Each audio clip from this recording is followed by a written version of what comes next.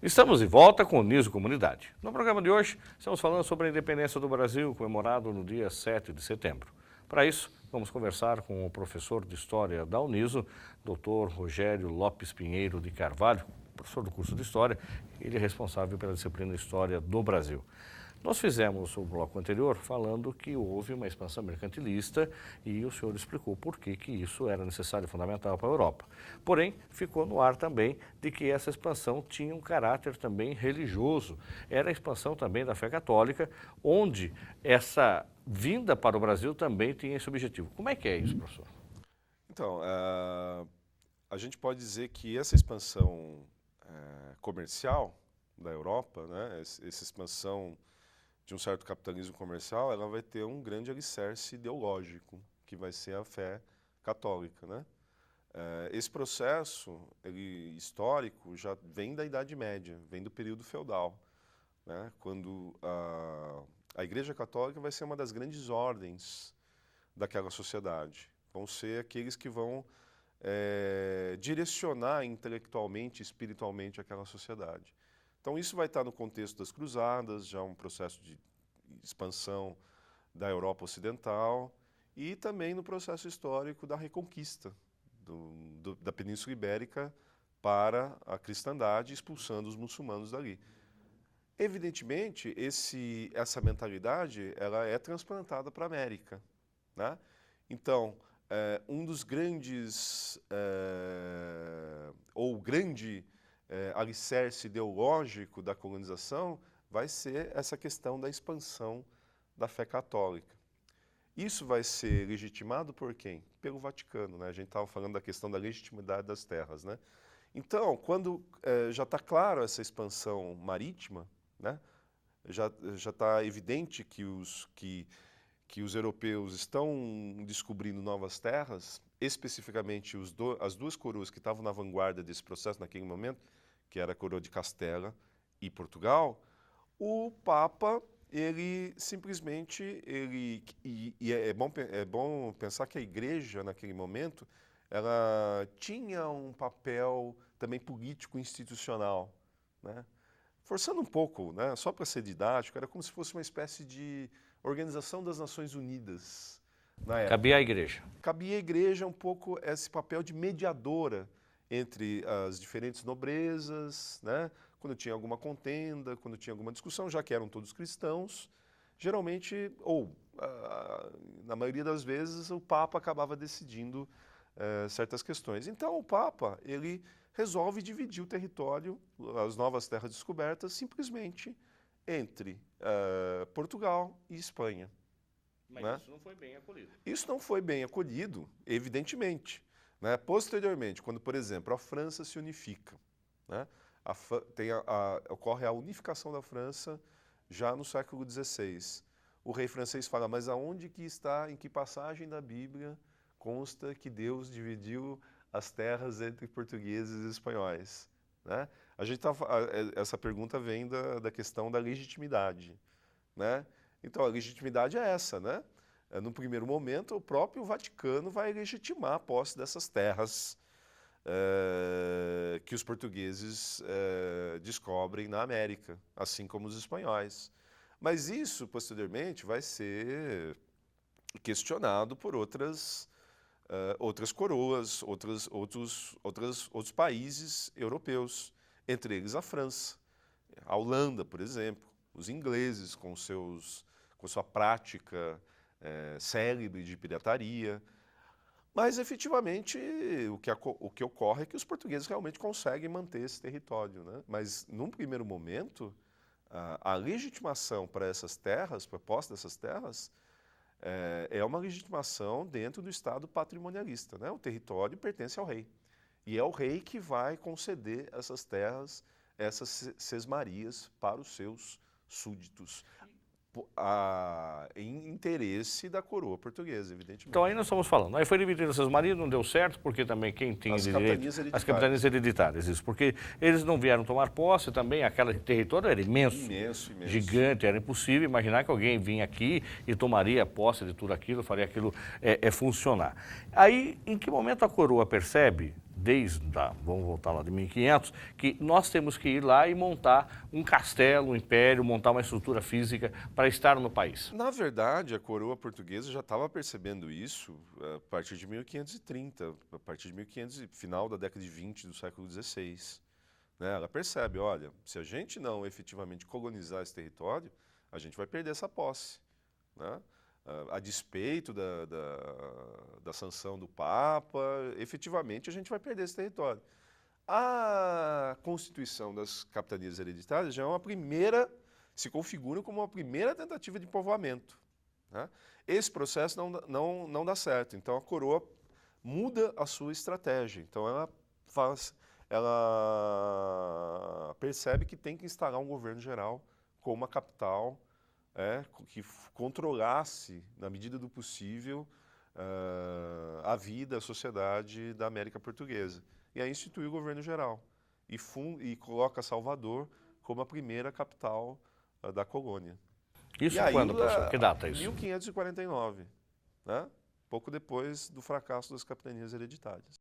E depois, aí em 1549, quando é que a coisa expande de fato e ela vem para o Rio de Janeiro, para São Paulo? Quando é que isso acontece? Isso é um longo processo, né?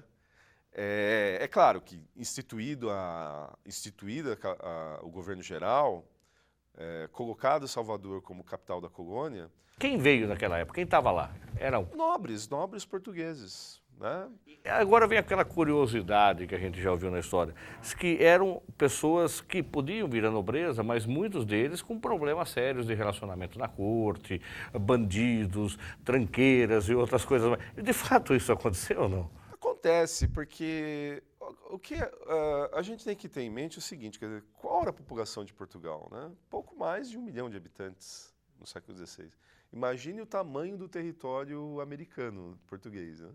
Se você despovoasse completamente o reino, você ainda não conseguiria povoar o Brasil, povoar o território português na América. Então, o que acontece? Para gerir os negócios na colônia, claro, já se formando a primeira elite, uma parte da nobreza, né? Setores da nobreza portuguesa vem para a América Portuguesa gerir os negócios da colônia. Muitos comerciantes que pertenciam, sim, a uma burguesia urbana do Porto, de Lisboa, eram cristãos novos. Né? Cristão novo é uma consequência do processo de reconquista. Né? Então você tinha no período muçulmano da Península Ibérica a convivência de muçulmanos, de judeus. Né? Os muçulmanos são expulsos, os judeus são obrigados a se converterem se quiserem ficar no reino, né? E não sofrerem perseguições. Então se convertem ao catolicismo, são chamados cristãos novos. Eram negociantes, boa parte deles eram comerciantes. Muitos deles vêm para o Brasil, vêm para a colônia, especificamente no Nordeste, montar os engenhos, né? Os engenhos de açúcar. A população, vamos dizer assim, a raia miúda, né, o povão, né, se a gente pode usar essa expressão, de fato, muitos deles com problemas com a lei portuguesa, com a justiça portuguesa, vêm para o Brasil.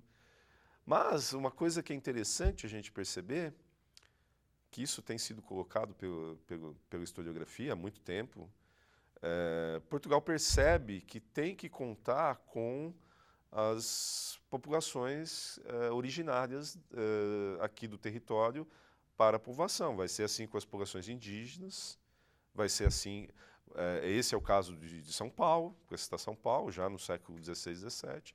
Então começa-se já desde o século XVI um processo de miscigenação. Né?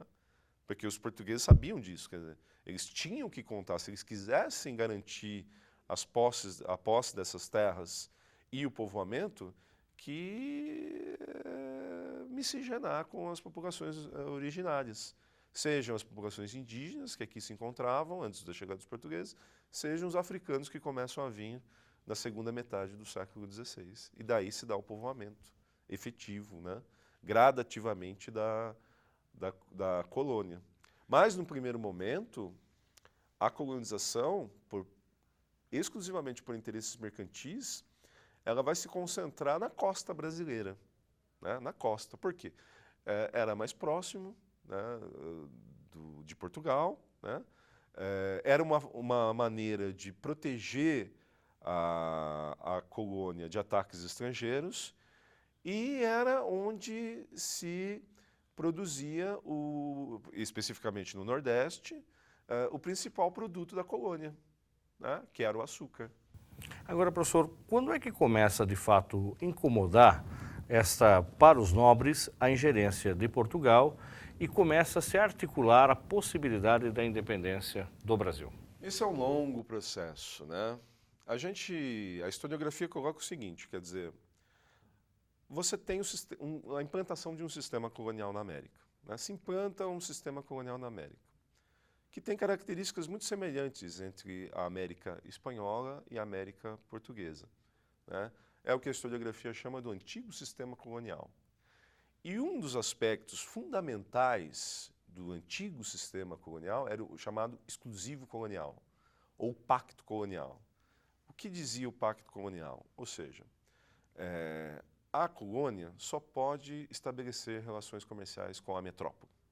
Então, a colônia brasileira, a colônia portuguesa na América, só poderia estabelecer relações comerciais com Portugal. Comprar produtos portugueses, né, exclusivamente portugueses. Se esses produtos eram importados por Portugal, né, por exemplo, Portugal importava louças francesas, né, ou tecidos franceses, para citar um exemplo, e fosse exportar para a América, tinha que passar por Portugal, né, com taxas, impostos, né, onerando esses produtos, né. A colônia portuguesa não poderia comprar esses produtos diretamente da França. Tinha que ter a intermediação de Portugal. O açúcar brasileiro, ele só podia ser vendido para Portugal. É claro que há certas complexidades aí, porque, por exemplo, Portugal não tinha condições de comercializar esse açúcar, então concede esses privilégios a mercadores, a capitalistas, a banqueiros, mas, enfim, tinha que passar, de certa maneira, por Portugal. Então, esse era o pacto colonial, né? Além disso, a colonização ela sempre vai gerando um atrito, né? No começo, né, da colonização, os portugueses que vêm para cá são portugueses, né? Eles se consideram portugueses na América. Mas o que acaba ocorrendo em todo o processo colonizador? Gradativamente, com o passar do tempo, né, bem ou mal, né, por vontade da coroa portuguesa ou não, vai se estabelecendo uma sociedade no Brasil, né, com características específicas, com interesses específicos.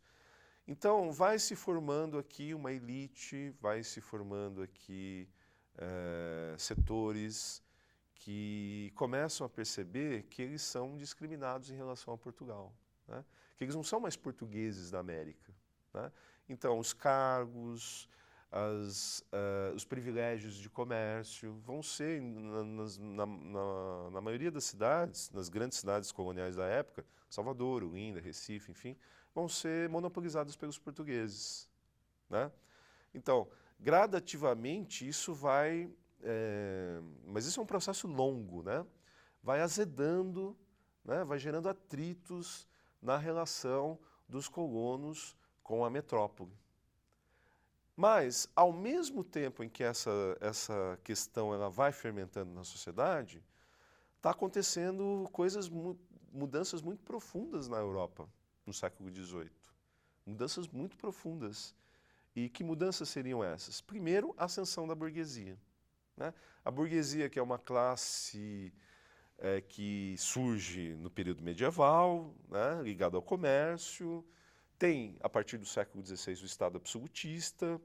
Essa classe ela se insere no Estado absolutista, mas não controla o Estado, não é a classe dominante. A classe dominante vai ser a nobreza. A burguesia ainda é uma classe que ela vai se fortalecendo, ela vai se enriquecendo, ela vai se tornando cada vez mais poderosa, mas ela não tem o controle do Estado, né? Quem controla o Estado é a nobreza. Então, gradativamente, nesse processo em que a burguesia vai se fortalecendo, ela vai começar a criticar as características do Estado absolutista. E concomitantemente a isso, surgem correntes de pensamento que vão criticar os aspectos tanto políticos quanto econômicos do Estado absolutista. A gente tem, por exemplo, o movimento iluminista, né, na Europa, que causa uma profunda influência no pensamento europeu. O pensamento iluminista vai defender as ideias do liberalismo, né? Tanto do liberalismo político quanto do liberalismo econômico. Ou seja, questionando o poder absoluto do rei. Mas o rei tem um poder absoluto, ele concentra na sua figura o poder executivo, o poder legislativo, o poder judiciário, né? Não se discute o poder do rei. Então começa a se criticar esse poder absoluto do rei, né? Temos que formar uma outra sociedade política, né? E esse controle do Estado absoluto sobre a economia, né, expresso nas políticas mercantilistas, isso também passa a ser criticado, né? A burguesia tem que ter liberdade de comércio. O Estado tem que garantir essa liberdade, né? Então, esse pensamento começa a minar essa legitimidade do Estado absolutista. E o que acontece? Um dos ataques ao Estado absolutista era o Pacto Colonial. E aí isso reflete no Brasil. E isso vai refletir no Brasil. E nós vamos falar isso daqui a pouco, sobre a independência do país. Voltamos já.